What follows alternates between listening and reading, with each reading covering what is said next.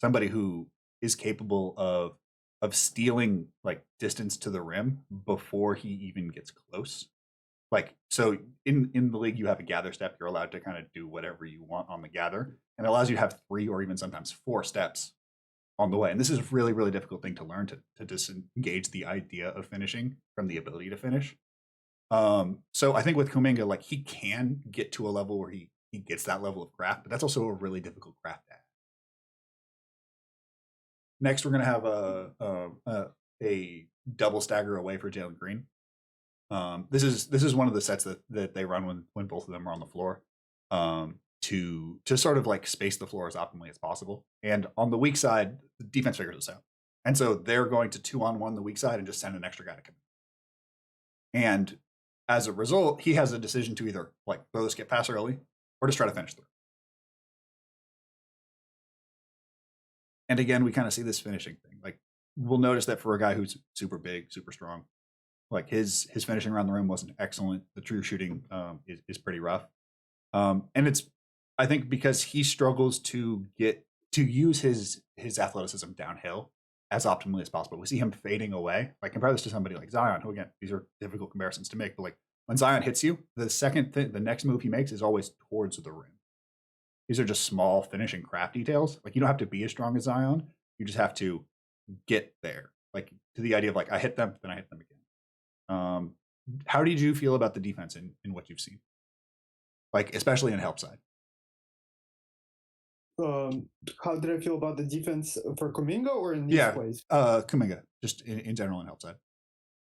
Um, I think there's a lot of like lack of focus, as you touched on in the very beginning, and like there's like miscommunications and that sort of thing is really prevalent. But I Mhm. think some of his actually like finer moments will come as a kind of a rim protector when he's almost playing like a proto 5-man role.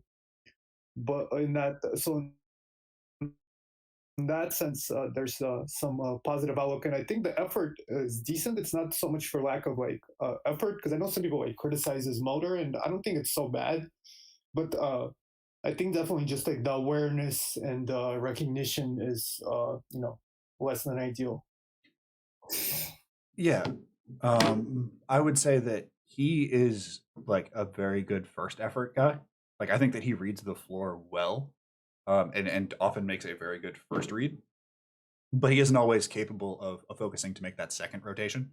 So here we're going to see a strong side pick and roll where the ball gets reversed.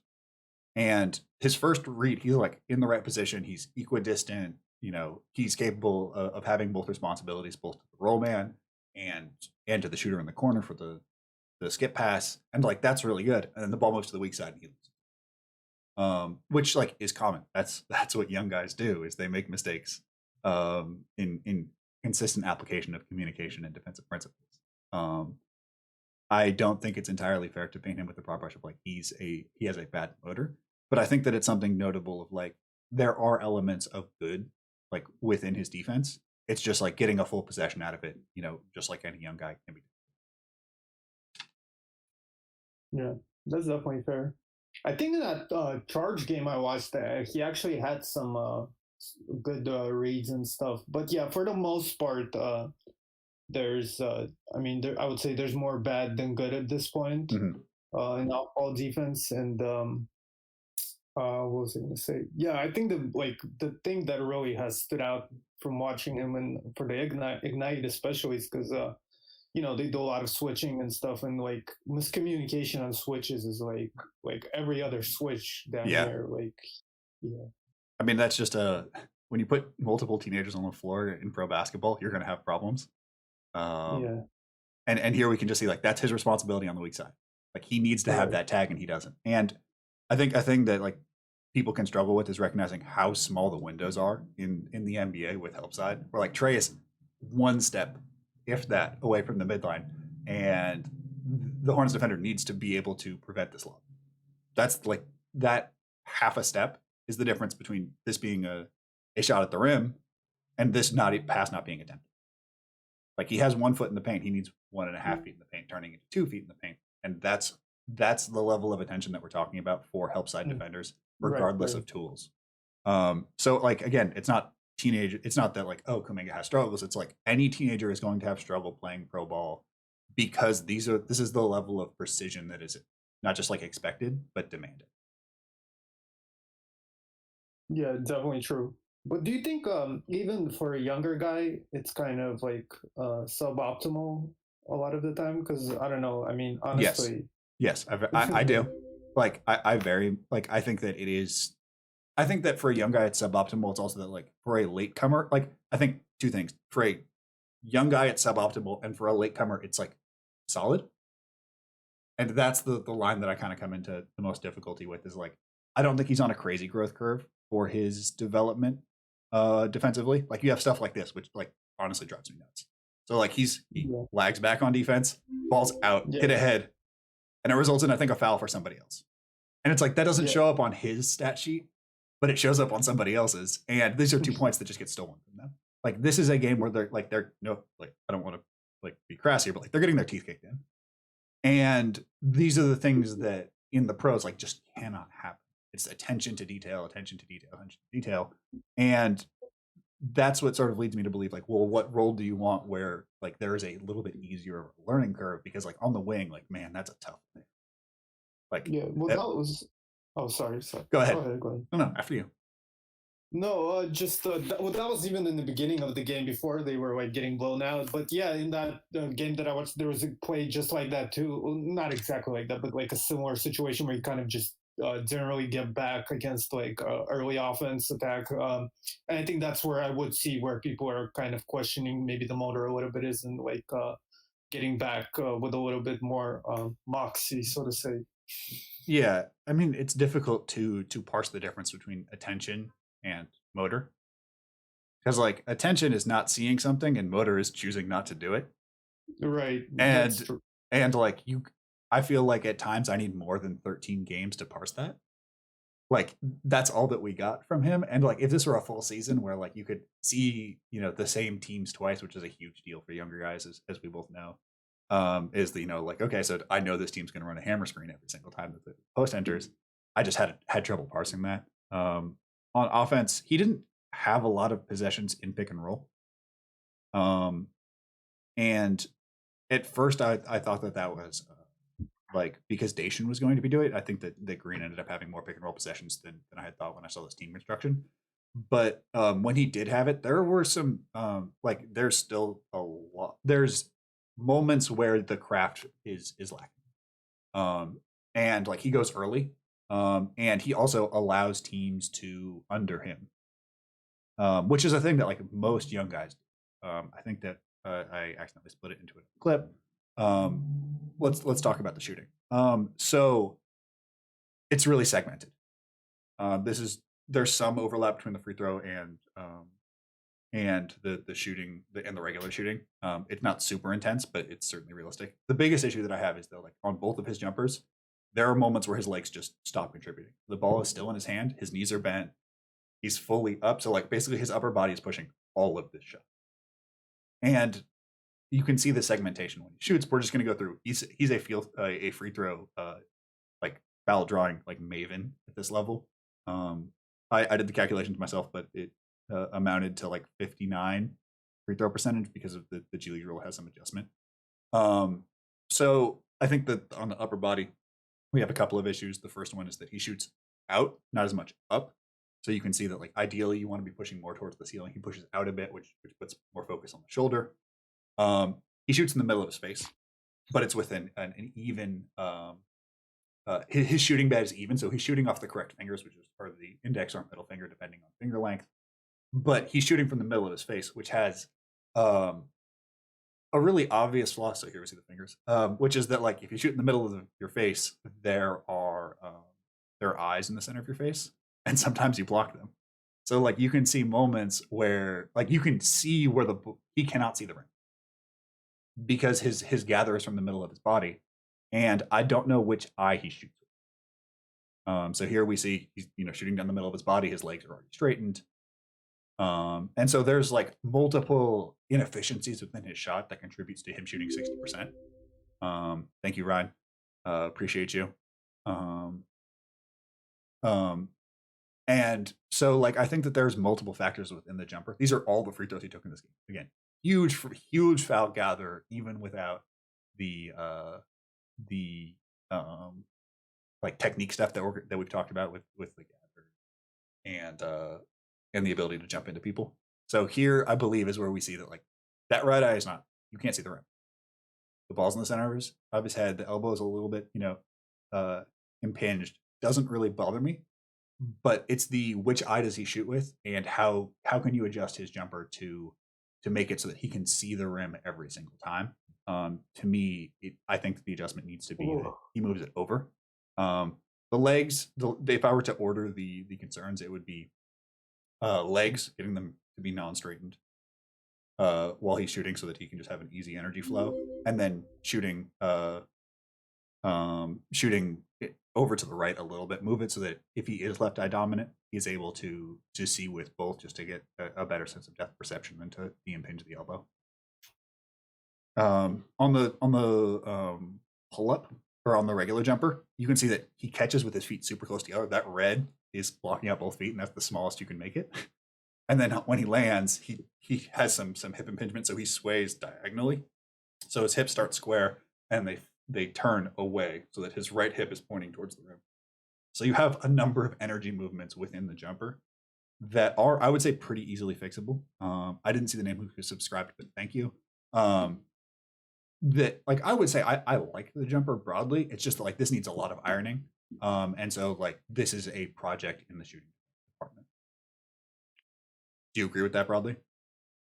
Yeah, I think you pretty much touched on everything I wanted to say. I'm in more because I'm definitely not nearly as versed as you are in shot mechanics. One thing I will say that I'm not even sure if this is true, but something like it sometimes feels like he's got like his wrist almost like turned in, Yeah. and now it's straight under the ball. You know Yeah. what I'm saying? Does that So make sense? yeah. The term that I use for that is called shooting bed, because it's literally where your hand like lays on where the ball lays on your hand. And so if you have it diagonal, I mean, as you can, I'm demonstrating right now, but obviously you guys can see me. If you have it diagonal, you sort of karate chop the rim with your pinkies, as you're finished holding towards the rim. And I find that he has a good shooting bed on his free throws. When he shoots off the dribble, especially, Yeah.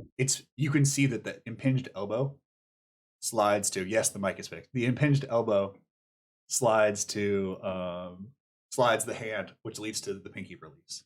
To me, that's just tucking the elbow in, and it's much easier to have your elbow impinged if you shoot from the right side of your face. Like if you shoot from your shooting side, it's harder to shoot with to karate chop with your pinky. But if you shoot in the middle, there's just so much more. There's so much more bad that can happen because the elbow is dictating where you're releasing from, and just makes the angle steeper on the elbow. Or if you shoot on the right side, there's only so much your elbow can go out because the ball's on the right side. So I think that this is sort of multiple variables are interacting, and it's what's causing some of these like very strong misses. I think like I haven't seen anything from him that isn't like fixable. It's just that there's a lot going on. All right, so Are we gonna talk more about like the finishing and stuff? yes, we're about to get into that right Okay. Okay. now. Thank you, Ryan, for gifting this up. So just jumping back. Sorry, I have to flip between windows. Because I mean, just kind of on the shooting as well. I mean, even if he does improve some of these shot mechanics, I still wonder where like the real upside of the shot is, because like even like on some of the more shots that don't per se require like incredible mechanics, like shorter range shots, obviously in particular. Yeah, I question the touch a bit at times. Yeah, so I think that like with the finishing here, we're going to see him as a pick and roll roller, which he synergy logged is only 10 possessions on the year. He wants the ball in the post, but he has some difficulty with the process here. So we're going to see ball fake and then spin back middle. When he spins, his foot is pointing basically towards the half court line. Because he's pointing towards the half court line, which direction is he going to go? That your toes determine your direction. So when he pivots through, he's going away from the rim, which is going to just result in one less foul calls, but two more difficult opportunities. Like it's much more difficult for refs to call moving away. They're just in their brains. You didn't earn the foul call. I think that a lot of his finishing issues, one, come from not being, a ludicrous athlete, just like simply a very good one by NBA standards. And the second one is that the finishing technique is a problem. I would compare this to Wiggins probably has the greatest spin move that I've seen at a prep level. And when you watch him spin, the toe is pointing to the rim every single time. He has a low center of gravity, and he puts that toe to the rim every single time he spins. And that's what allows him to get the separation. Yes, he's a ludicrous NBA athlete, but he's also a technician in this area. Again, toe to the rim, he goes to the rim. And when you see Kuminga spin, when you see some of the stuff, it doesn't necessarily happen. That's my thing there. So here we're going to get into a little defense. They're going to run chin. So it's going to be this UCLA cut. So swing, back screen, and then a cross screen. So the offense is going to be initiated from the opposite wing. Ball swings, back screen, and then we're going to get a cross screen. The ball is going to get entered into that mid post. So in chin, they're going to, if you played against a Princeton before or seen a Princeton before, they're going to want to run split cuts. And Kuminga reads this as a DHO and tries to break it. The corner is going to lift, and it results in a layup. I think that he can be a little too reactive, thinking that his tools will cover mistakes at point of attack. So he just gets caught up here, and because there's a lift on, there's not help on the strong side. Shout out to Bowser as always if you want to learn more about actions. Here's where I think I find him to be most interesting as an unused archetype. That's going to be down screen, and then he's going to come off a flex to the dunker spot on the weak side, and they're going to run a hammer screen to get Green an attempted look. Hammer screen, then pick and roll. And you can see Kuminga flashes. We get a dump off, 2-foot athleticism. This isn't a thing he was used as a ton. He vacillated between an initiator, an isolation scorer, but he wasn't used as a small ball 5 or even a 4 who finished in sort of the Denver sense of the way that they use their 4s. And that's something that I think is really interesting because he does have the pop to do this, especially off 2 feet. And I really wanted to see this is again another foul. If you foul him on the ground, he will finish through. It's that he struggles to craft fouls in the way we kind of talked about with Jalen, where it's young guys struggle to craft fouls pretty consistently. Here they're going to run some 1997 style mid post offense. Going to get a hammer screen for Jalen going to that corner. And, this is an auto read, but it's still a read. Pick and roll and wide open window. A little off target. Next, we're going to get a shake. So shake is anytime you move off ball, usually 4-3, using along the 3-point line. The defender has to react to the 45 cut. And so Kuminga is going to fill the spot. And then he's capable of attacking downhill. It's a nice read. This is the stuff I like to see, is where he's not being asked to really initiate. I wouldn't consider this initiation. Just he's the trigger man for this particular play. I like it when he is attacking a close hit. I like it when he is attacking a non-set defense. When he's his shakes are actually weirdly I would say one of his most developed feel categories is finding open space around the 3-point line to find pockets to attack. Is that anything that jumped out to you? Yeah, well, I think that's the kind of read that he's really comfortable making is when he'll drive and the big man defender will kind of overload the strong side, I guess, or come over, and then the guy doesn't come from the weak to help on the big fast enough or whatever, just like that pass he had to Ashley in the previous play. He's pretty good at making that particular read. I found that many of his better, or I guess to me, more impressive assists or passes kind of come in those type of situations. Even not even on drives all the time, but sometimes from the mid post or even the low post when he'll get a double team, kind of shuffle it off to the dunker spot or whatever. Yeah. So these two, he was only used as a cutter in I think 5% of his usage, and he is a very remedial cutter. Here he waits to cut until after the defender looks back to him, and then goes when I think Ashley dribbles towards.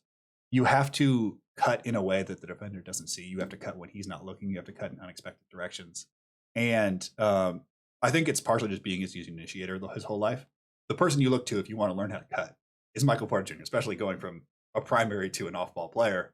Michael Porter Jr. has gotten to be such a good cutter, and like watch how he sells the directions both to fool his defender, but also fool Fox, who's in help, and like he sells every direction of his cuts to get where he wants to because like there's just not that many people who can stop Michael Porter with a head of steam. And I think Porter has a different level of gravity, but you'll notice that he sees when his man's not looking and he disappears. Gordon Hayward looks at Millsap for a second. Like we've paused it, but like on the replay, you'll see how quick of a decision, how quick of a read it is. 3 points and like just being greedy with cuts.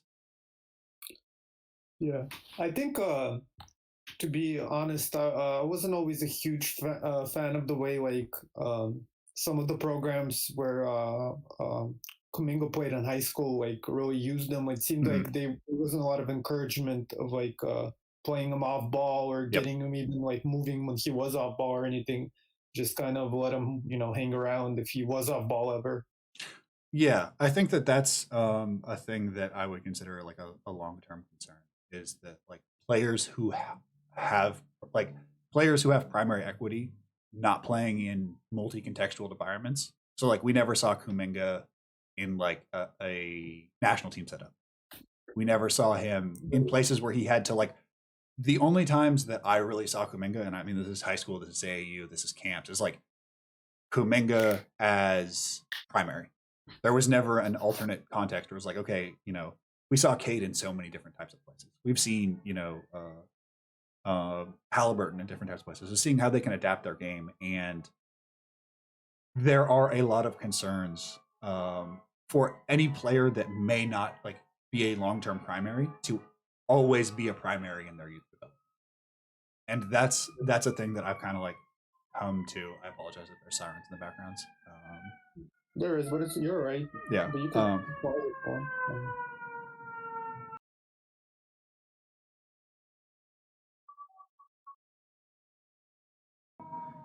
So I think seeing guys in multiple environments prepares them for whatever their next situation may be, where they might have to be a little more fungible. And at times, I thought that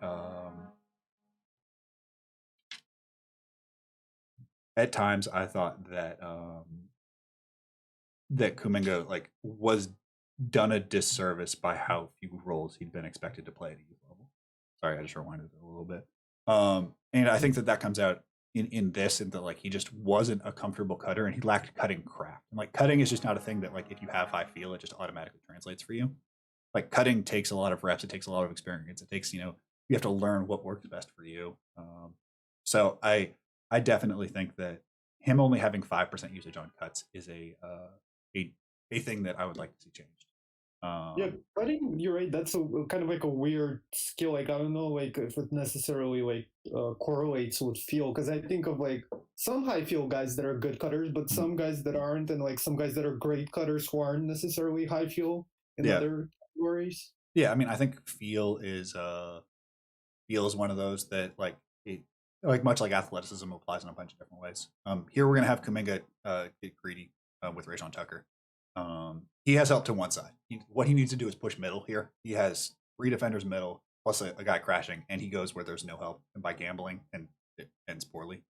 I think that this is one of those like KYP moments where it's like the one guy you can't gamble with on the court is Rajon.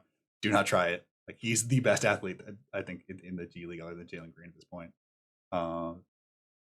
And just understanding what needs to happen in that moment is a little bit difficult. This is the screen craft. So here he gets an under, and basically it allows the defense to fully recover. They're in full shape because he didn't punish the defense for going under. You don't necessarily need to do that with like pulling up every time, but you need to make them think, and by just giving them a free pass to go under.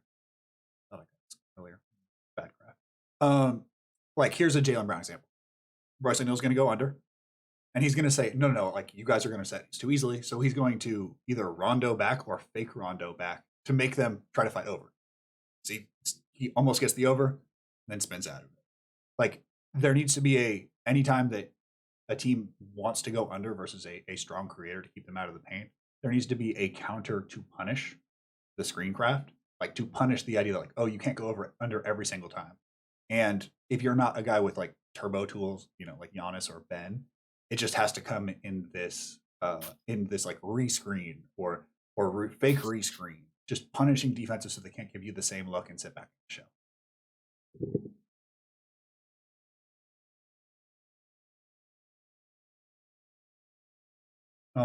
Do you think that he is like a 1-2 shooter, a hop shooter? Like, what would you describe as like footwork comfort? Because that's something I kind of struggled with in watching him. That's a good question. Yeah, let me see what I wrote down. Mm,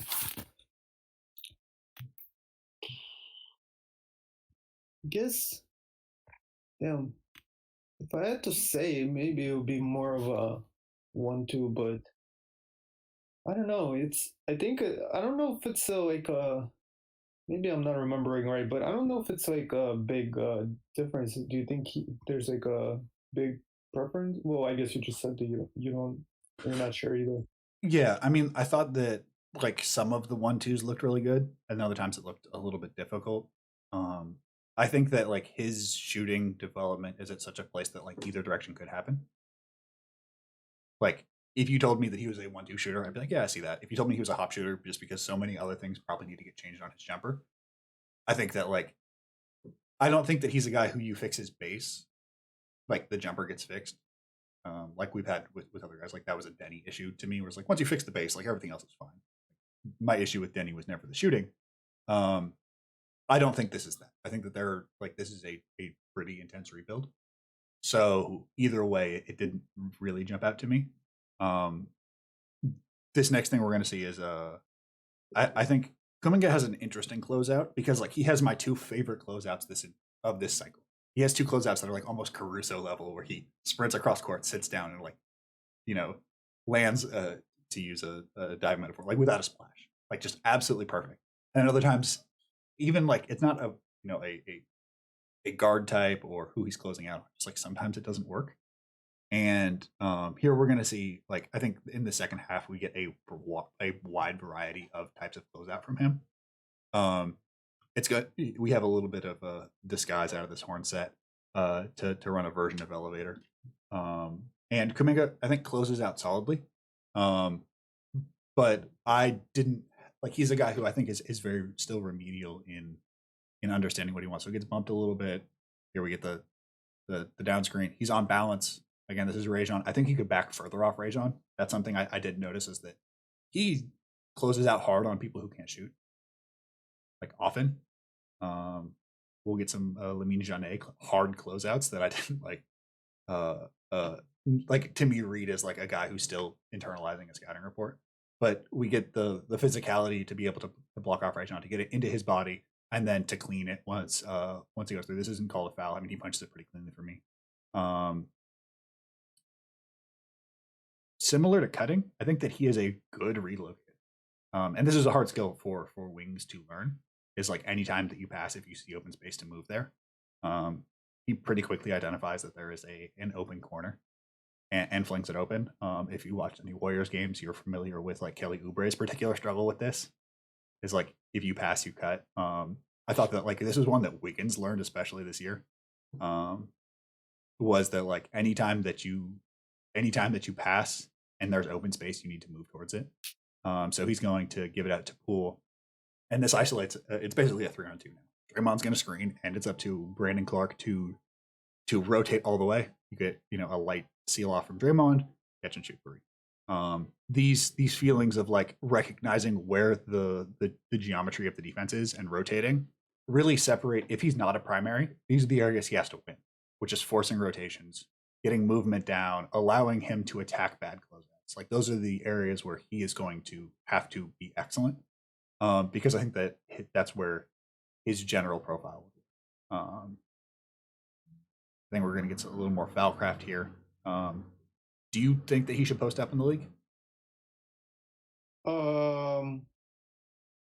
What do you mean by post up? Like, I mean, yes, but like, I wouldn't like run offense with him as the primary post up option. Yeah, I mean, like, I think that like I view him as sort of a guy within the like MPJ general idea, like sort of this wing who's a bigger wing who you can. I think there are guys in the league who he's going to be like just stronger than when he's a couple of years older, and with his foul drawing rate, um, like is capable of it. But I think one of my issues is that like he's still technically limited. Like we're going to see the footwork god here, Melo, which is like Melo is just always getting at people's feet.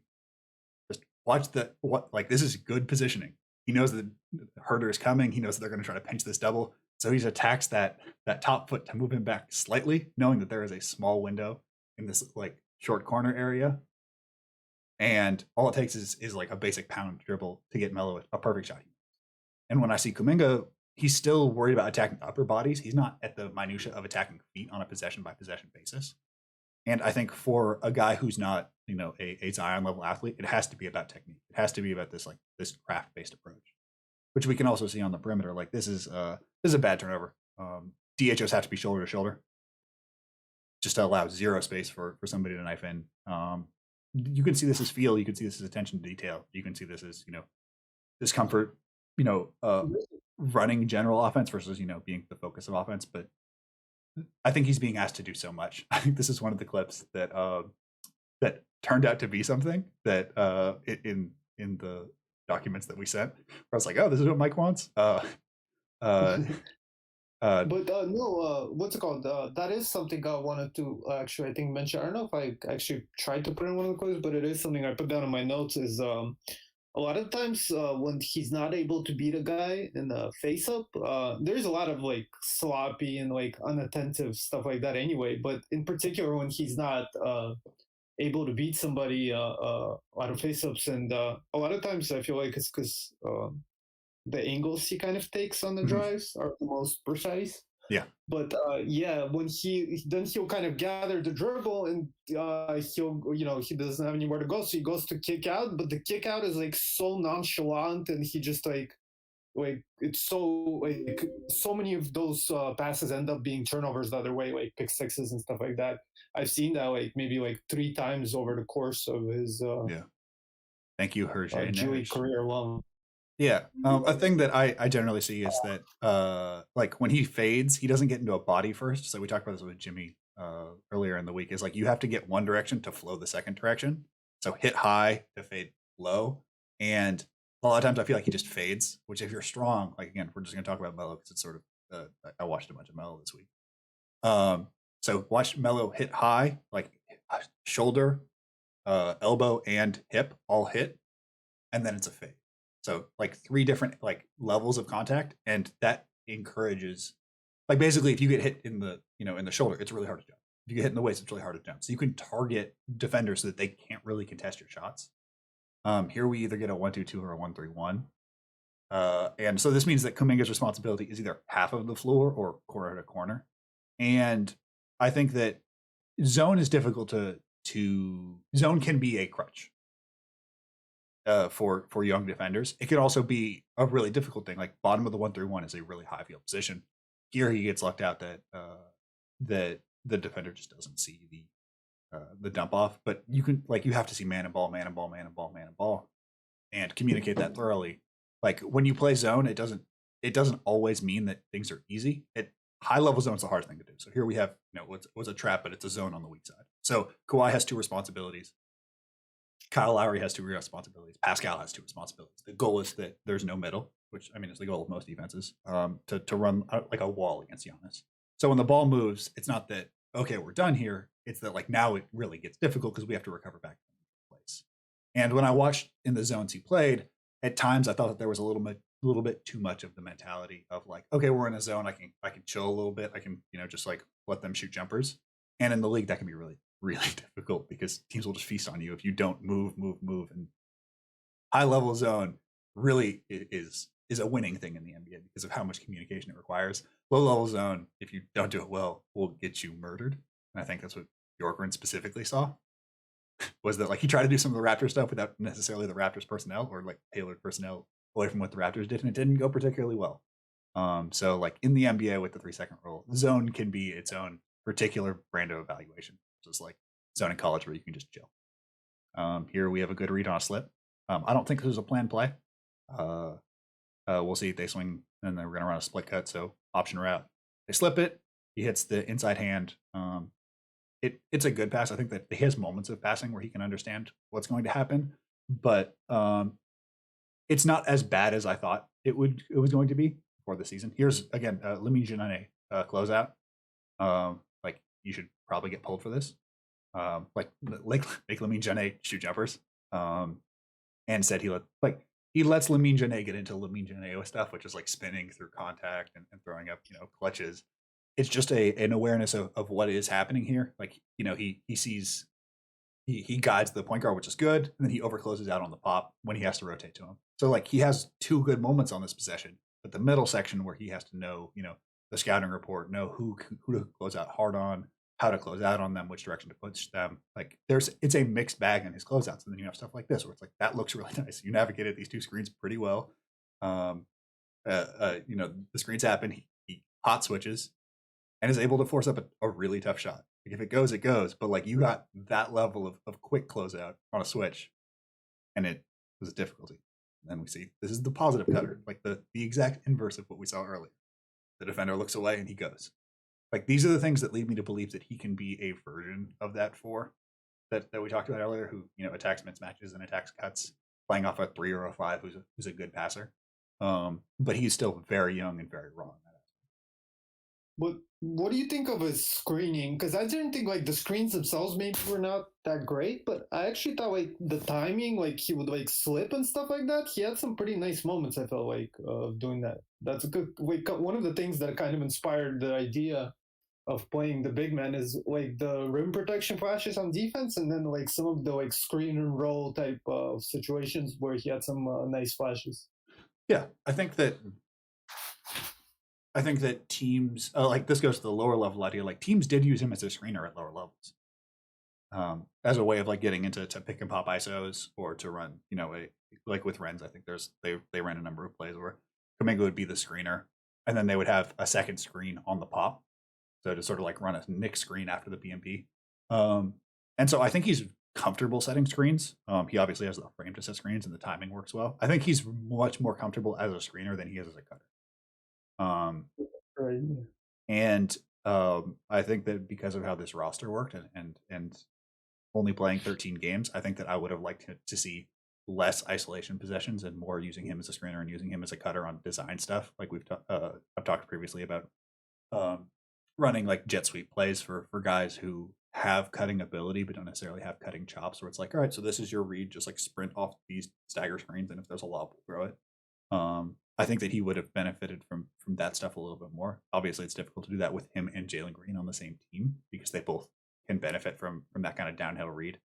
So I think that this was a mixture of like not being the best fit to really explore his offensive tailoring, and also like he can be. I think the idea of him and what he is in the games that we've seen are kind of different. Him in isolation was really difficult this year. What do you think of like the job Brian Shaw did for?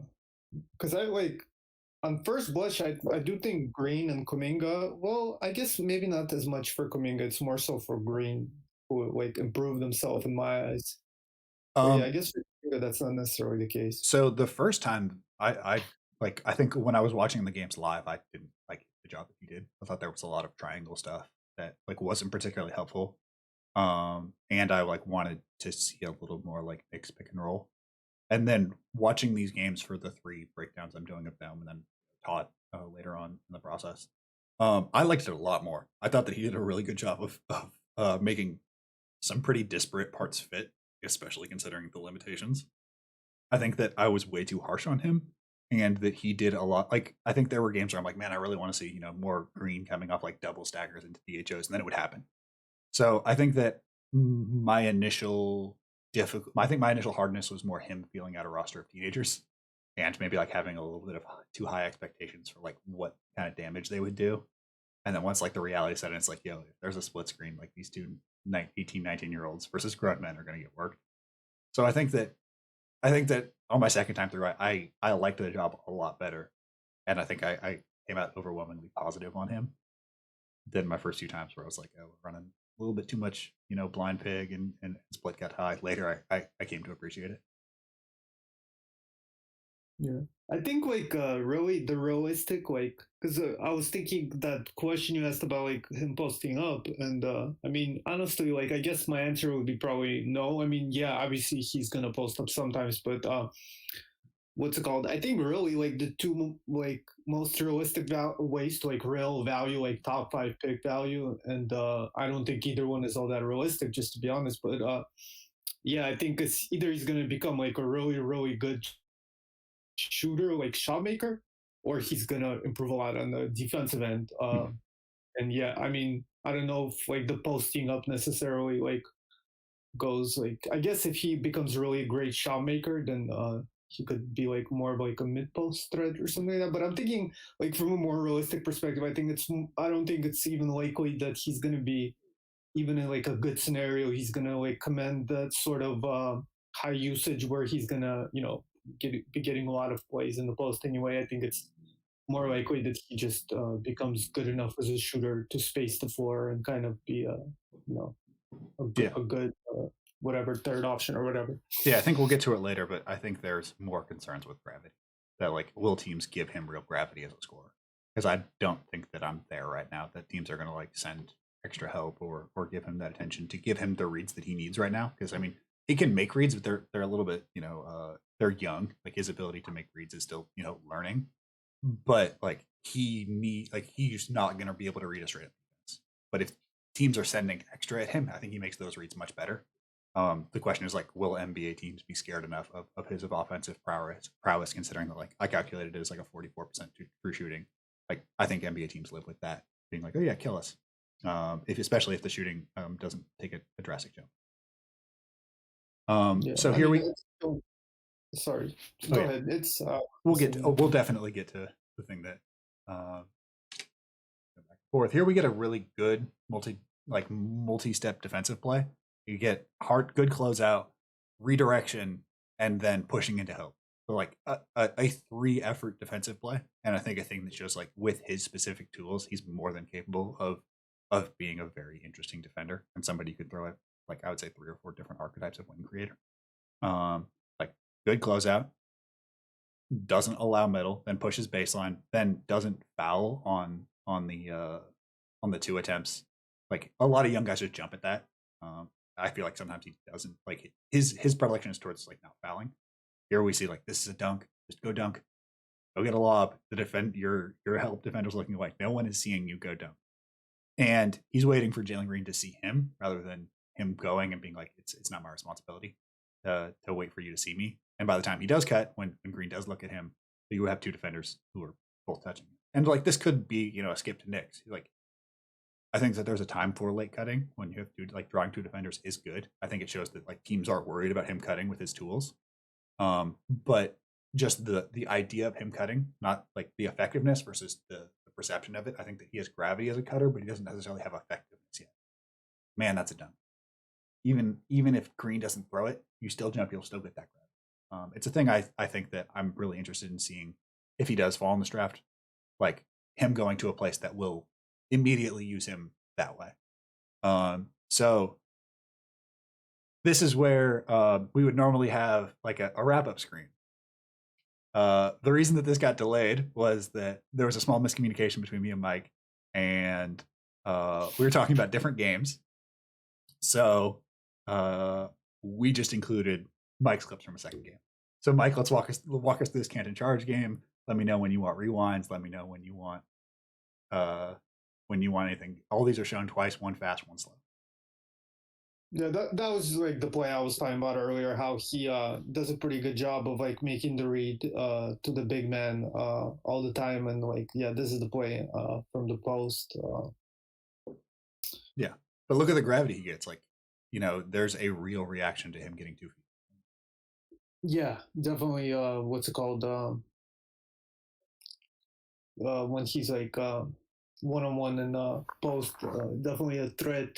Teams definitely see him as a threat in the G League. Yeah, I mean, I think that like his handle, like I would say, is like it has difficulties, but when he gets downhill, he has counters. Like he has stuff going downhill. I think that the flat stuff that gives him problems, and like teams will send a lot of help. Yeah, yeah. On that play, I wanted to show like yeah, like you said, the loose handle in the start, and then that he loves that right left spin move a lot. You Mhm. kind of talked about it a bit, how it's not ideally done, but I was just more thinking along the lines that he just fucking loves that move. He always oh sorry, It's okay he just really likes that move, and yeah, he'll go left a lot because obviously guys are trying to take away his right, but then to spin back. uh, yeah, a lot of times he'll go to that spin move. Yeah, once he gets to the paint around the paint area. Um, yes, sometimes it's effective, but yeah, it's here and there. Let me try to remember this way. He helps down. Oh, this is the miscommunication with Yeah, Jack. Yeah, just talking about all the yeah, we talked about this how he just messes up switches all the yeah. time and like But he communication with also, yeah, he also does a good job of like recovering the first time. He makes the right, like, this is the right help down. He like does a good job of getting square, and then Jack points it out early. It takes a full second to realize, oh, you want me to switch. Like, this is yeah, the and second effort thing. Like the first two efforts are good, and then it's closing the play out, which every coach in America will tell you that 18, 19, 20 year olds like struggle with that. that's a good point. But yeah, it's also worth noting that play before is what's called they kind of a few places as far as I recall at least they've been doing kind of a lot of switching and stuff. Mhm. So it's not like he was like super like out of nowhere that Jack told him to switch or something. Because it would be kind of fair that maybe he didn't catch on to it right away because it was just kind of out of nowhere. But that they've kind of been doing a lot of switching. That play, the pull up, I think that's one thing I wanted to mention when we were talking about the shot is I think one thing he does fairly well is like forward momentum, like two dribble pull ups and stuff like that. Mhm. Like from like mid range shots, he does a pretty good job. Rising balanced, like on these like little decelerations and stuff like that, and yeah, like kind of pretty fluid on the ball pickup. I think that's kind of like he's fairly coordinated. Like not a lot of guys with his kind of standing reach and at his age are gonna look so like kind of smooth and fluid going up off the dribble consistently like that. So yeah, that's kind of like a positive I wanted to point out for him. Like just the ability to get these sort of shots up on its own is to some degree like a good thing. Yeah, I mean, and I think that the downhill momentum makes it easier for him to shoot because that's less power that he has to generate through like combining. It's just you can shoot with arms because the legs are already done for yourself just by standardizing going downhill. So I think that like that's easier for him from a mechanics standpoint, where shooting from flat is more difficult. You sort of see this with like Luca to some extent, where like Luca struggles with the free throw because he's an arm shooter. Where like when he can just shoot with his arms when it's like those one-legged ones, or like it's already a balanced platform, it's easier for him, even though like it doesn't seem to make sense. Um, Yeah, no, that's you're right. That is true. But yeah, like just I mean, like as far as the balance, he's not like a lot of guys on the former momentum shots will be like kind of leaning in or like kind of having their momentum kind of carrying them forward and mhm. stuff like that, or like will uh, kick their legs out and stuff like that a lot. But yeah, but you're right that he's not like as comfortable standing straight up like you were talking about. He doesn't get a lot of rhythm in the lower body very well in those situations when he's yeah, it doesn't kind of have like energy behind it. Yeah, Um, let's go back a couple plays. yep. I don't The remember the spin other. move, is that what you wanted? The spin move. This is the play, and then what happened to the other one? I think we have the pull-ups are it's a big file, so it's difficult to move around. Yeah, Yeah, yeah, no problem. Just yeah, this is the pull up. Definitely not so much about him making it there, but yeah. I think we have a defensive rotation, then we have that spin move. Oh, this is the Dotson one you want oh, to talk this about. is the Dotson point. Yeah, I was just because I think at least in the G League level, but I think even in NBA, like he's gonna be able to switch on a lot of even like point guards, like against like guys like Nico Mannion or Yogi Ferrell, he did pretty well on. Mhm. But like somebody like Dotson, you already see him kind of getting a little bit past him, getting like Yeah, hip and shoulder past him a little bit. So I think like Dotson is like right on the level of quickness where he's not going to be able to contain him as much. But there was not a lot of great plays. I mean, to be honest, I kind of like really sped through this game because I didn't have a lot of time, to be honest. But yeah, from what I saw, there wasn't a huge amount of great plays for me to find Yeah. Just what I want. watch this toe on the spin move. Not pointed to the rim, doesn't get it done. Like that's the Right. technique stuff that that jumped out to me watching these like before I put them in the export. I mean, it got down like 10 seconds that we hopped on here, but yeah, I think that like that one, like Yeah, I know. he I know. Like I never knew that you have to have your. oh no worries. Like this one, he sees the read, but it just takes a second to process. Like, this is the he makes the right read. It's just like a quarter second late. So to me, the passing is much more encouraging than like the creation, probably. Like because he showed me more and like more reactions than I thought. It's just like it's still at a pretty embryonic phase. Yeah, no, I think the pass was whatever. I think the reason I chose that is because a lot of times, especially from the post, I felt like he doesn't really do a great job of accuracy on the passes, and Mm, like where you see that turnover. So he doesn't always like have a good eye, I guess, for the position of the defender there. mm, I saw a lot of kickouts from the post in particular, but even those other plays that I mentioned, like on the kickouts from when he's not able to beat guys out of face up when he turns it over. But those are more like a lack of carelessness, whereas the post up ones, it seems more not kind of recognizing the position defender.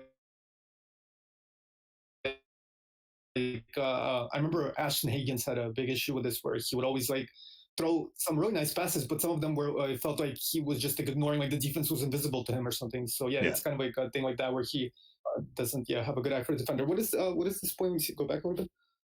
Let me try to remember what I want to.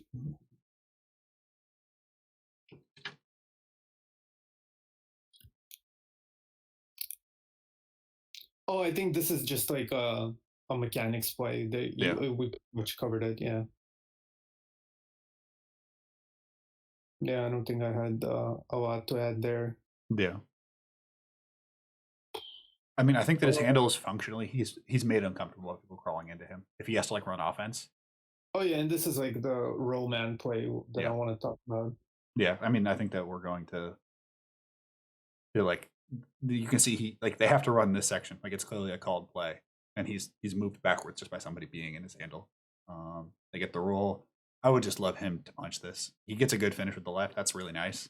But just like I think the difference between like a Brandon Clark to me and Kuminga is like Clark punched everything. Like if there was any doubt, like Clark was going up and trying to yak on people, and I just wish that there was a little more of that with Kuminga. Um, so first question we have is like I'm just gonna just run through these real quick. So like feel level, I think that feel is one of those terms that has specificity to it. So like, are you very comfortable as a screener? Are you very comfortable as a cutter? Which is goes to our idea of ideal role. Winning simple. I think that the simplest way for me to see him win right now is on catch and shoots and on cuts in a attacking for sensibility. So with at least a good passer at the 3 or the 5. Like, I mean, Dallas would be like a perfect fit. Denver would be a perfect fit. I think that there are definitely places where a creator's gravity next to him would be really positive.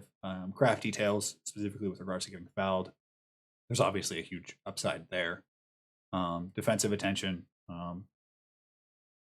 I would say lower than most players in this class, but better than I would expect for players who are as young to basketball as he is. And then ideal role. I think I've got. Any of these jump out to you after the film that we watched or anything that really leaps out? Mm,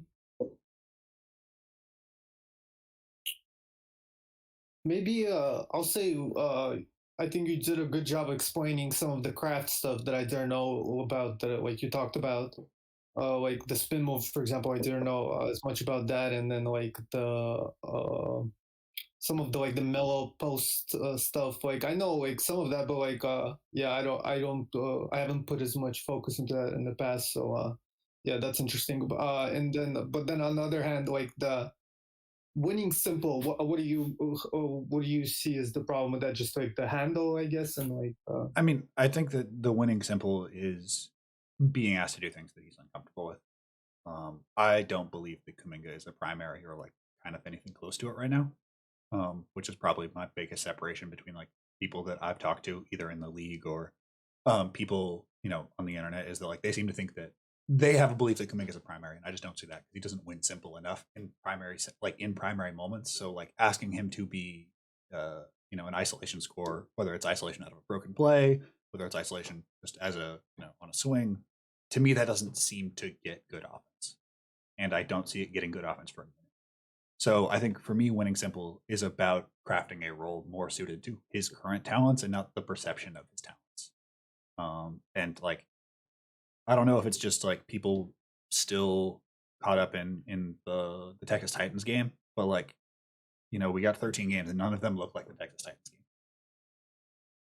where he, is really capable of creating that level of separation. And I think that if you cut off the top 10% and the top bottom percent of every prospect, I think no player has a different general approach than like Kuminga. If you just cut off his top and bottom 10%, like you'd be talking about him as a different prospect versus everybody else's top 10 and bottom percent, top 10 and top bottom 10% of games.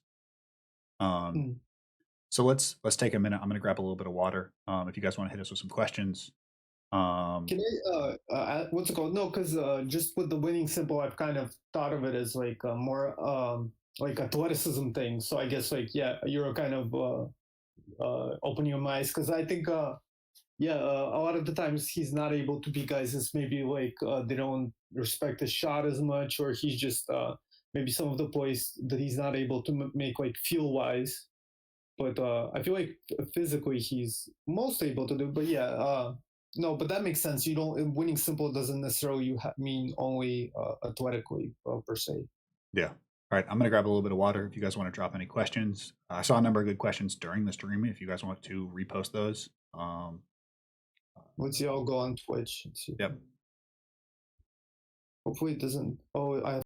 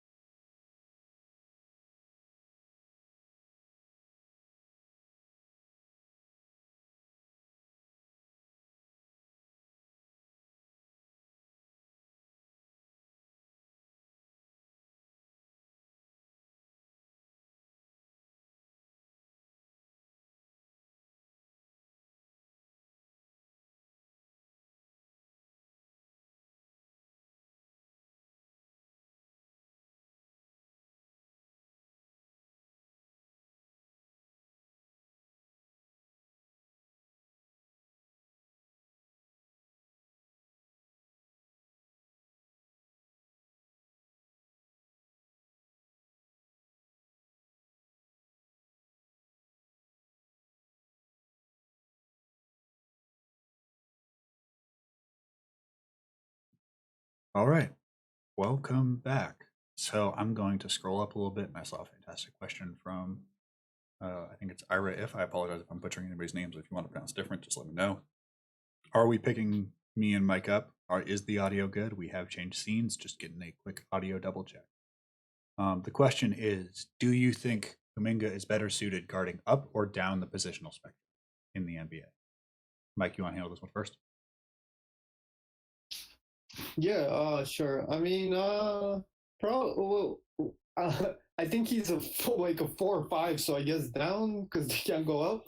Yeah, No, I guess up because I think he's yeah, he's what is called currently playing out of position. Should be bigger. yeah. I'm in the same way. I think that he is a he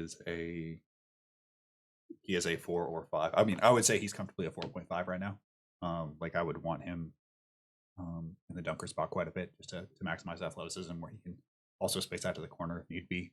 And I think moving up for him is like wing is a really, really, really hard position to guard in the league. Um,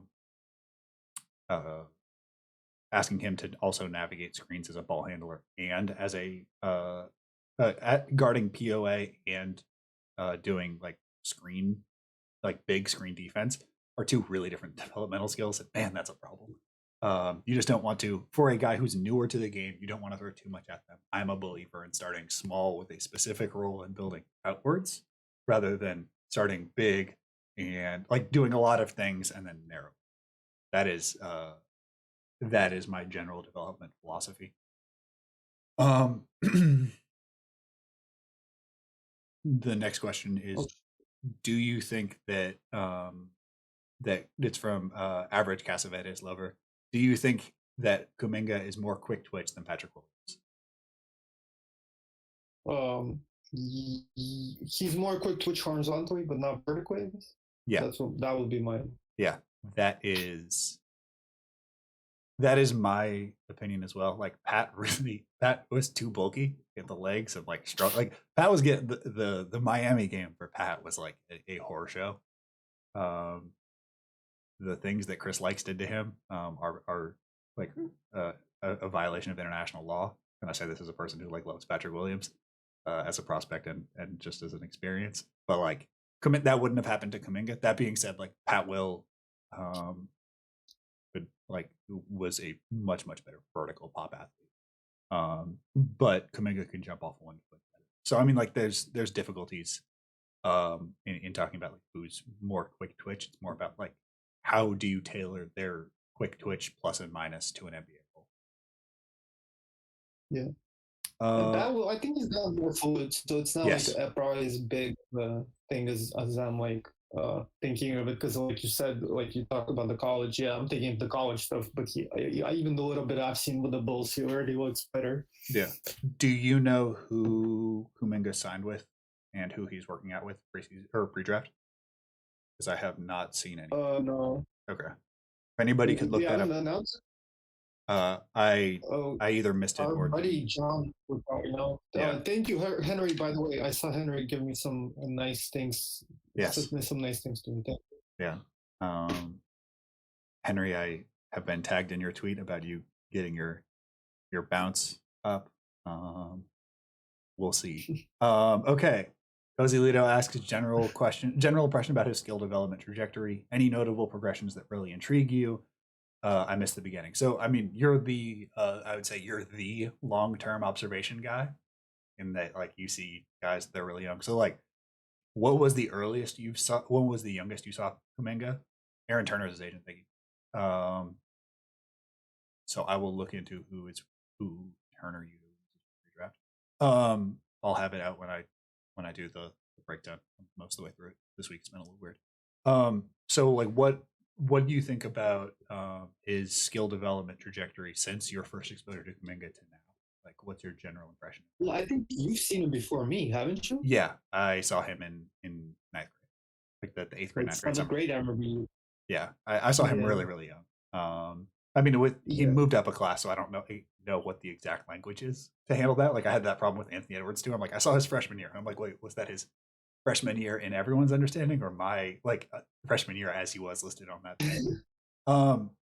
Yeah. So, like, when was what is your impression of his skill development pathway from when you first saw him? Trying to remember. I guess I think it's. I can't think of any like big like particular jumps, excuse me, or maybe like the shooting hasn't gone as like quite as well as maybe I would hope, but at the same time it's kind of gone about as well as I thought it would, to be honest. Like I think he's gone Trying to think. I'll say one. I was hoping, but this is kind of like a weird thing because usually people uh, don't look at this as much. But I kind of thought maybe he would, look more physically developed or like grow a few inches. But he seems to have kind of been the same height at least the past couple of years that I've seen him. Yeah.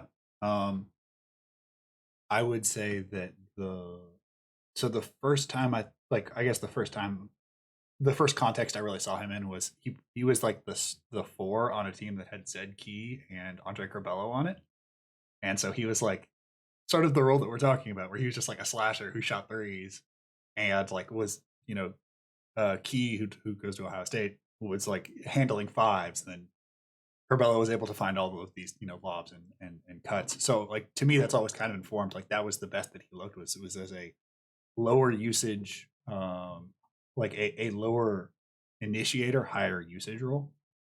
Um, I think that his role as a primary has increased his like overall feel because just like having to make a ton of decisions, but there hasn't been a counteracting force, which we talked about earlier, of just like seeing him in multiple contexts where he was forced to be off ball or forced to play roles that are uncomfortable, which I think is very valuable. That's probably the thing that I would like to see most is just seeing him in like a lot of times you can tell how people's feel is just by being like, okay, you're a 5 for these 5 minutes, you're a 4 for these 4 minutes, you're a 3 for these 4 minutes, then you're a primary for these 4 minutes. Like seeing people in those, whether it's an EYBL All Star team, whether it's a pro a pro pickup where they're being asked to like a Rico Hines run where you like are in a different role because there's people who are just flat out better than you on the court, whether it's in a national team setup. Like that's the thing I feel like I've been missing up until this moment was seeing him in multiple contexts. How do you feel about the shooting that is from Blitz? Like, do you project it to go well? Oh, my day is going good. I'm having fun, a lot of fun with this. How do I do the shooting projection? I'm not very excited about it, but I think his most like realistic pathway to which I thought that was the previous question is they were asking like how we envision Kuminga going in the future, not what we think about his past, whatever. But yeah, if stuff really works out with him offensively, like he's actually like a valuable plus offensive player that's worthy of like a high, like a top 5 or at least close to top 5 selection. I think it's likely because he makes some significant jumps forward as a shooter, but I'm not overly optimistic about it in general, which is why I'm not overly high on Kuminga. Can you do me a favor and turn your camera off? We're just audio only right now, so that'll keep your audio quality a little higher. Yeah, I wish I knew how to do that. It's the 3 buttons. You have the microphone, then the lead call, and then there's the one that looks like a little camera. Triangle, square, circle. It's of the 3 circular buttons. Yeah, the square one at the bottom. Did I do it? No, you're still on camera. Okay. Oh, I see now. Yeah, we're good. Yeah, that should boost I'm your. slow. No worries. Okay, so I was gonna.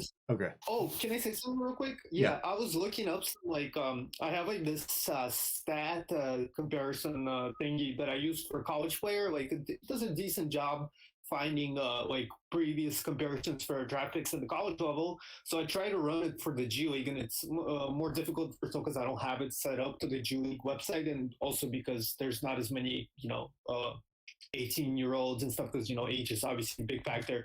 But anyway, all the guys that came out for it for Kuminga were not very good, like very encouraging comparisons with guys like James Young and stuff. But the one is interestingly enough, somewhat encouraging comparison that came out was but there's like nothing like Kuminga, I would think, is Joe Harris. Mm-hmm. Is that calibrated to the rule change at all? Oh, what do you mean the rule? The true shooting percentage wasn't a okay part of it. Okay. Yeah. The next it is part of it, but I turned it off. Yeah, because I mean that was my struggle with these two was trying to figure out how I handle those two things, and like my I would say my my calibration on free throw shooting and true shooting percentage are not, I would say, authoritative, but they're just my interpretation of these numbers, just based on what I know about estimating free throw attempts. How do you envision Kuminga's performance in college if he had gone to Texas Tech or Auburn? Are there any notable differences between the G League and college? Is our next question. Um, Notable difference between G League and college, I think definitely with the spacing, this I think is far superior in the G League, but then obviously the competition is different, and there's some other stuff I'm trying to think of. Good. I think Texas Tech probably could have been maybe a more positive for him in the long term. I think maybe because he is like being projected like a top five, maybe six pick. So I don't know if it would have helped him as far as like maybe his draft position, like opportunity. But I think long term, like playing in that, even though like to be honest, like Beard's system is a lot of like kind of like reads that you just kind of learn for that system, and they're Yeah. not always necessarily like super great, but still, it's still like teaches you how to be like active and like aggressive defensively and stuff. So I think from that way, I think it could have helped them somewhat. Auburn, I'm trying to think. Maybe we would have seen him a little bit more like at the 4 or 5 and stuff. But then again, I'm trying to remember who exactly Auburn played this year. I know. I mean, I know they had Flanagan Williams. What do you think, PD? So Yeah. I think that Texas Tech would have been really difficult for him because like that system, the no middle system is a literal system. Like there are hard and fast rules that you have to execute. I think that this was a lot of people's issue with Jarrett Culver specifically, was that they didn't understand that like that system exists almost within a vacuum, and that you have to relearn a style of defense in the same way that like playing in the Syracuse 2-3 has some carryover to NBA defense. Every college defensive system is not an NBA system and requires an amount of relearning, but a system like Beards requires a great deal of relearning because so much of it is just if this happens, you do this every single time. And if you can execute the system, then you look to be a very good defensive player, but you're not making the same schematic reads that are expected of NBA defenders. So I think that in a lot of ways, Texas Tech would have maybe been difficult for him defensively long term, but I think it would have been positive long term, and that like it might not. I think the G League boosted his stock a lot, in that the G League has a talent availability thing that like the general type of guys that give Kuminga trouble aren't super present, especially among bigs. And I think that like Auburn is the only place that would have, I think, made his stock higher, is because he wouldn't have had to make a ton of decisions. He would have been played in sort of a role similar to what JT Thor did, obviously with a little more on ball creation, but like Sharif being there would have really helped him. I think one of the biggest long term hells of the G League is that you're exposed to NBA offense. So like having to read these like zipper sets where it's an STS and then there's a counter where they're going to run a DHO out of it. Like there is no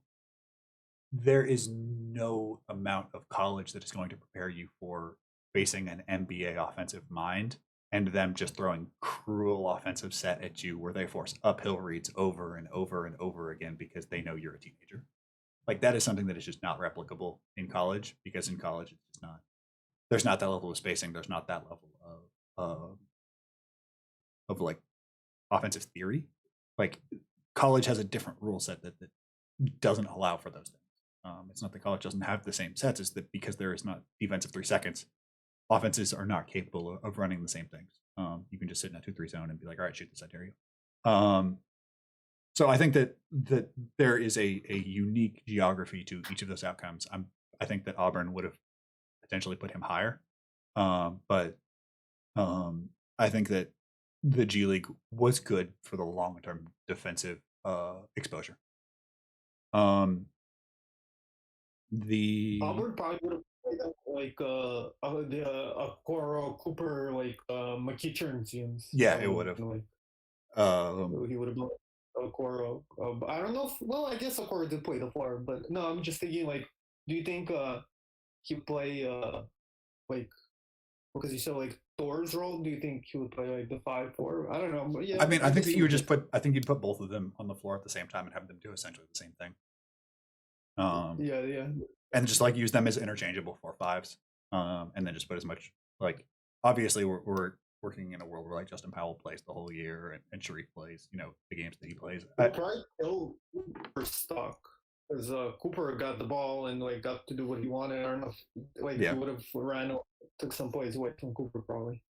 yeah, but I also think that like I agree with what Francis just said that like Auburn without Sharif would have been really like it would have been I think worse than Texas Tech because they would have needed the creation that he was trying to like it would have been this stuff but worse. Like in terms Yeah, because he it would would have be put him it would have been this but instead with of the college Powell. rules.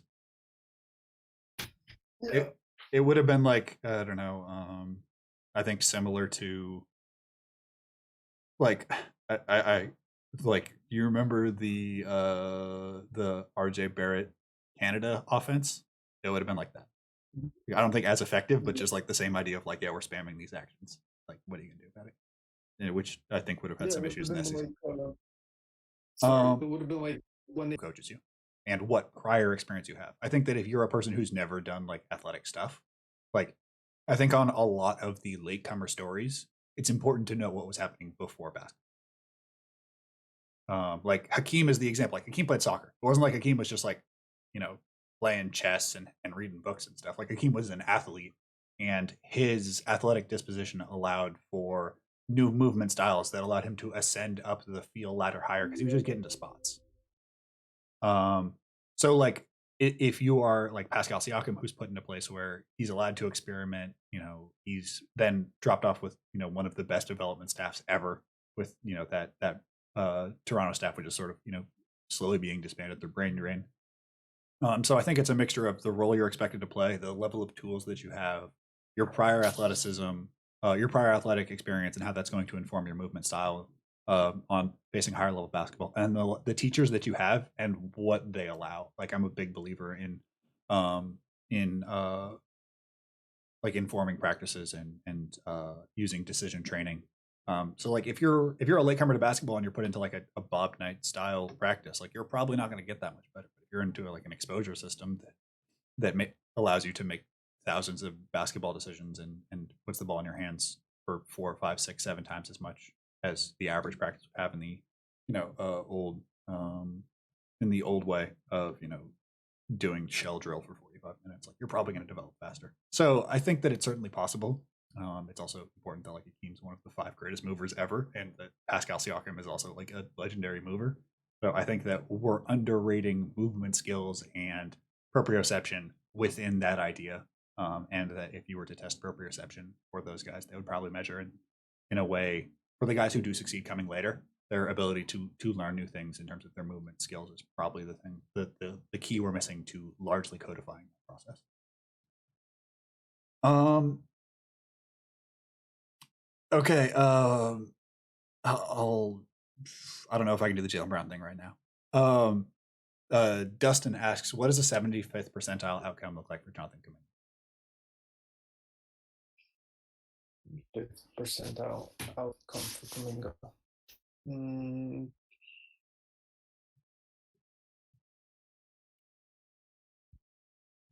I'm trying to think.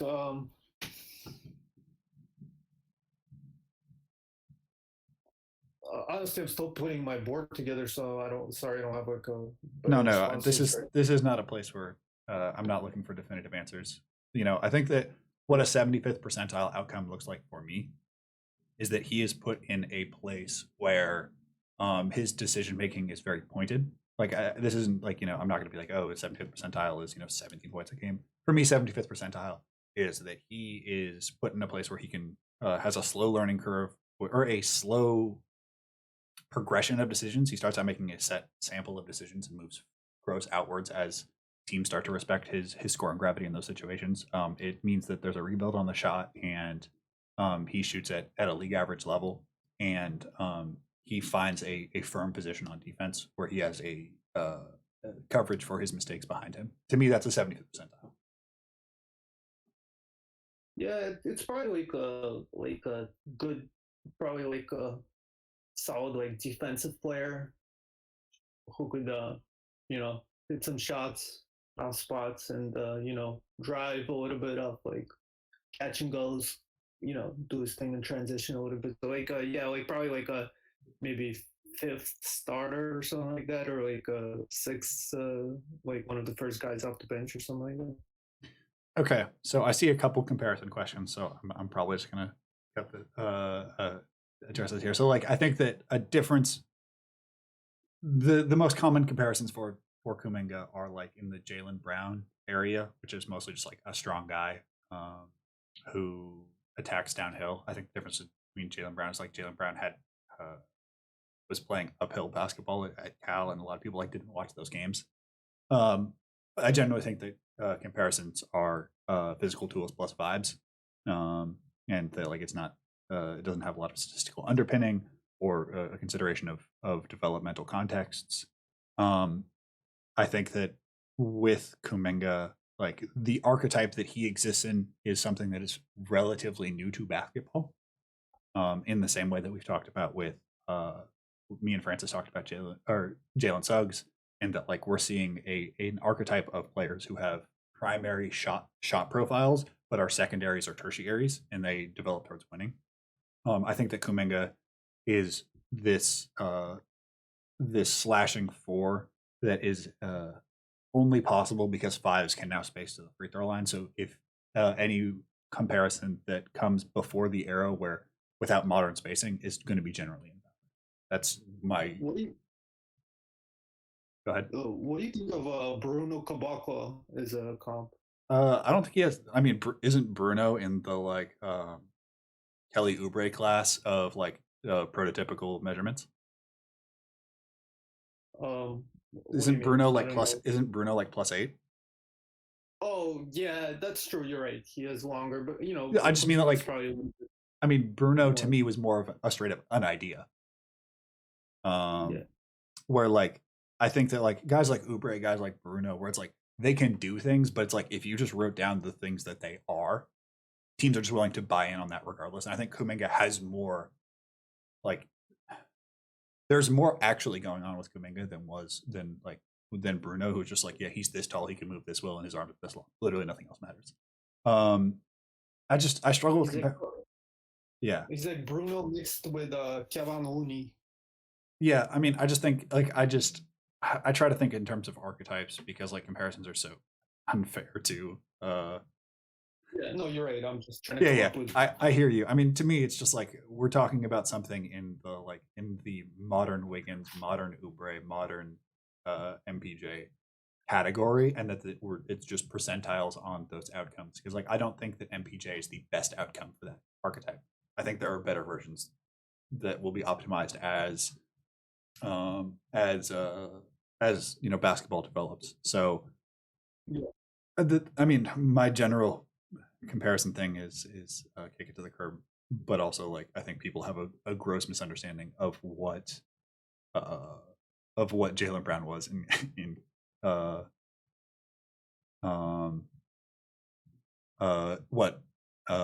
what Jalen was in college because like man, if you watch, Brown fan. Yeah, me too. I was a huge Brown fan, not a big Kuminga fan, as you can see. Yeah, so, I mean, yeah. I think that for me, it's not about finding fans or not finding fans. It's about understanding what a player is precisely, so you can build the environment where they're successful. And that, like, to me, it's not about do I like a guy or not like a guy. It's about how likely do I believe it is to create the optimal environment for them, and that's generally how I scout players. Is the like, the top outcome is a player who I believe is like will succeed in the most like different context where it's like, does this team have a good scouting development? Do they have, the optimal player archetypes for their offense and defense? Like, that's generally like, and is this player's mean outcome, in terms of like they're within their own archetype.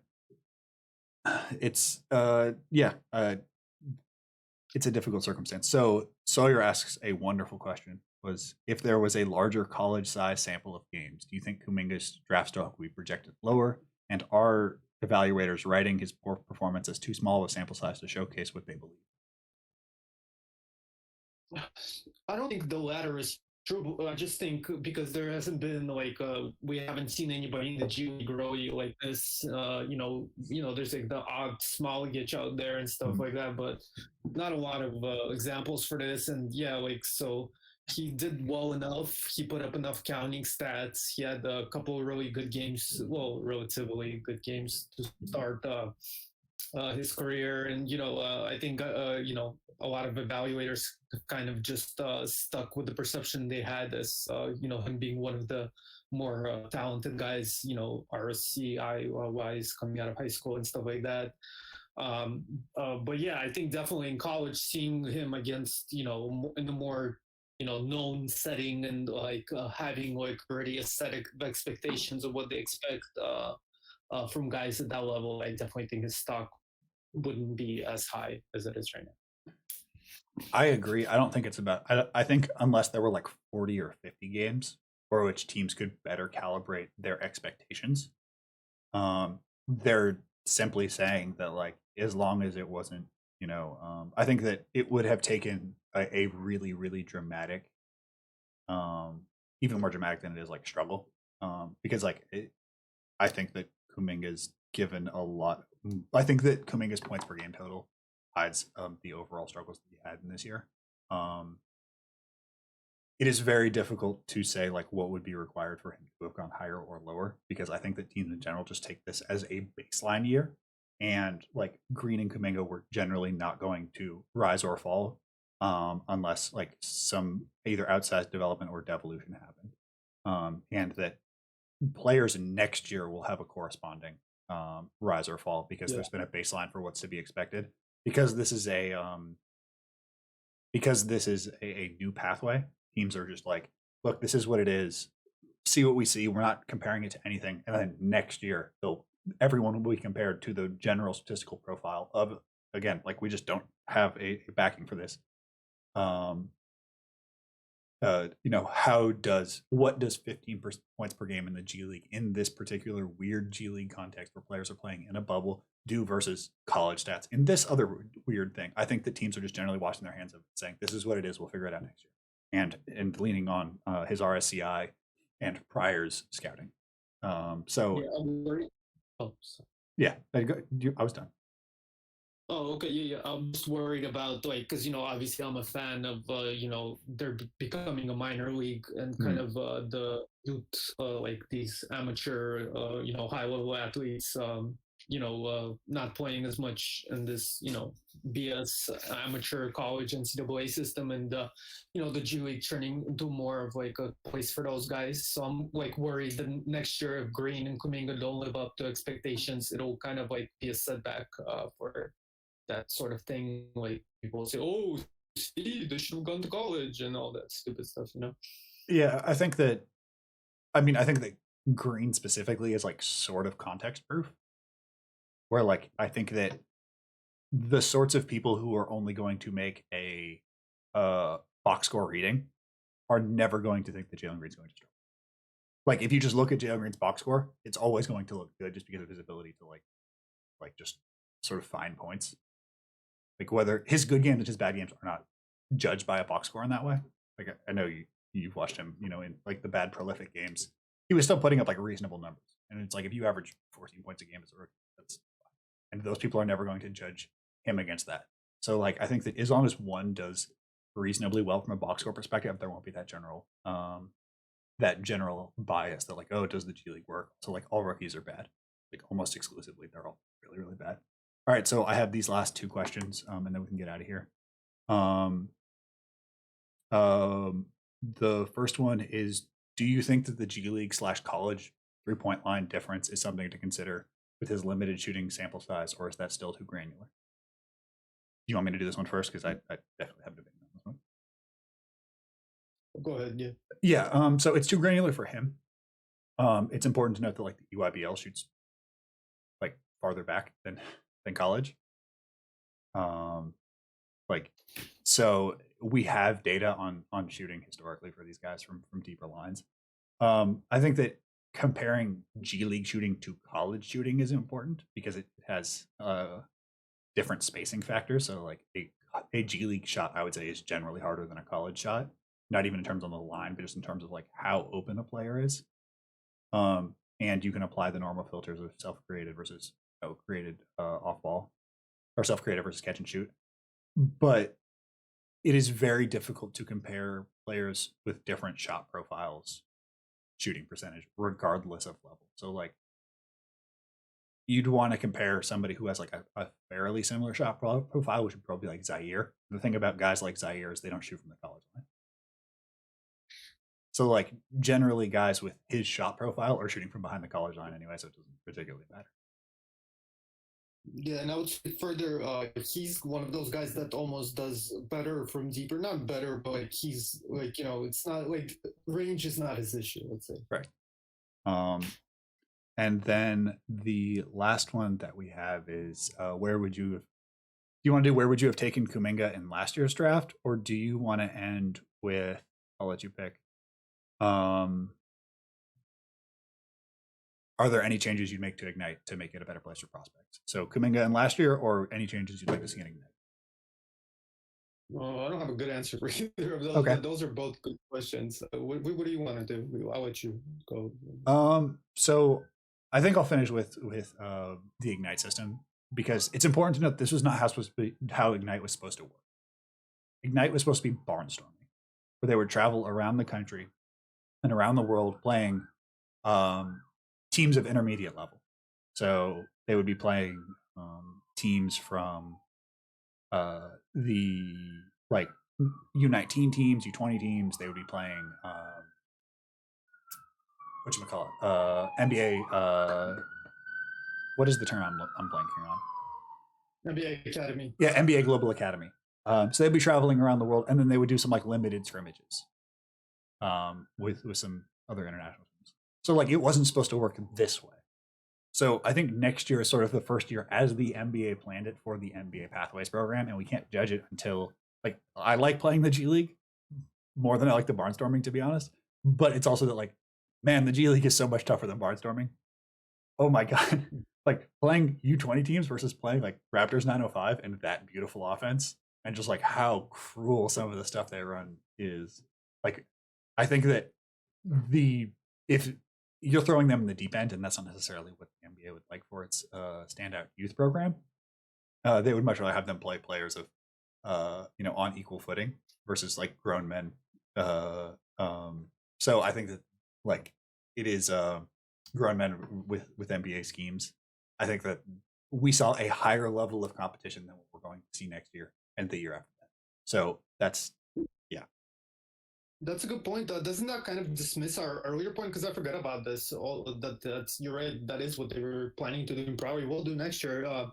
What's called about how like next year like they'll be basing on this year, isn't? Oh yeah, next year again the reset and kind of expectation. Yep. I mean, but that's what they're going. I mean, what should happen statistically and what's going to happen are two different things. Like we both know that like the Turkish league was different this year, was different than the Turkish league last year because of financial concerns and because of the people who were allowed in and out of the country with COVID. But that still doesn't mean that people aren't using last year's Turkish projections to look at Sengun.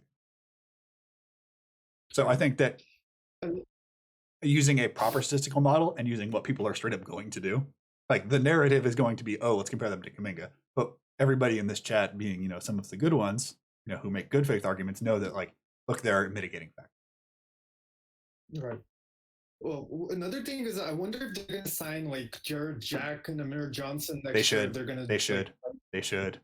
And next generation tournament. They're so good. I mean, again, it's so important to have some of these vets and some of these vets that have multiple experiences. I've talked about this on other podcasts, but like having dudes who have been through so many life experiences is so important for these young guys on an off-court perspective, just to be like, this is how I know, like, again, Amir Johnson was around Ben Wallace and Rashid and Tayshaun as a rookie. So he has like, there's so much institutional knowledge in these older guys where they can be like, okay, this is what you should know when you're interviewing with agents. This is what you should know when you're interviewing with shoe sponsors. This is what you should know when you're interviewing with coaches. Like there's so much institutional knowledge within these older guys that is valuable to how they should approach the day-to-day. To me, it's essential that you have guys like that who are like legacy, who've been through so much different eras of basketball and learned some of these hard lessons that you can't get in college just because like there's a much different power dynamic. So do you want to end out with any plugs? Yeah. Well, I was just gonna say Amir Johnson and Trevor Ariza played high school together, but any Jeez. plugs? Not really. Um, just go to my Twitter. But I think everybody here would know my Look, Mike. but not everybody on YouTube. I mean, these things have started to Oh blow yeah, up a that's little bit. true. You're right. So Mike's Twitter is up in that top left. It's Mike Grib 8. One of the, I mean, this is an honor for me to have Mike Gribanov on here. I've been listening to Mike talk about basketball for 5 years of my life now. Yeah, I mean, this has been amazing for me to throw alley oops to somebody who is so important to my own development and how I think about the game and taking this stuff seriously and turning it into you know I guess my occupation at this point. So I just want to say thank you so much for being on here. Yes, of course. I mean, I'm learning from you every article and video I watch. Thank you. So I'll just end out with my plugs. I just want to thank everybody who's here. Thank you guys for in the chat on all these. Thank you for sitting through the audio issues. I think we've started to get them figured out. I think we're going to get all this turned out more. I have 2 articles that are coming out in the next 2 or 3 days. I have the Jalen Green piece, which I'm really happy with. And I had the Kuminga one that'll probably out either Monday or Tuesday. This will be up on YouTube today because I don't think we had any audio issues. So thank you, chat, so much. If you have any extra money, my work is on Patreon at patreon.com/pdweb. It is free for everyone. If you want to read my work, it's always free. If you have any money, it's $5 a month. It is really helpful to buy some of these stats and video packages. My Twitter is at above the break 3. I appreciate follow there. If you're watching this on YouTube, likes and subscribes would be wonderful. If you have if you're here on Twitch, we started to build a wonderful community. I can't recommend watching these live enough. Now that the audio quality is there is a wonderful community of people who I am so excited to go back and watch us again and see what they thought about it, because I learned from them and learned where people are and what they want to hear about. And yeah, I just want to say thank you guys so much. I never thought that I would be doing these live streams every single time. People push me to make better content, to make better stuff for you guys, because somebody in the chat was like, "Oh, what did you think about this?" And I'm like, "Man, now I got to write 30 pages about it." So yeah, thank you to everybody who is here. I appreciate it. Thank you to Mike. Yeah, I want to say just thank you so much. Have a wonderful day. Yes, thanks guys for watching. Bye.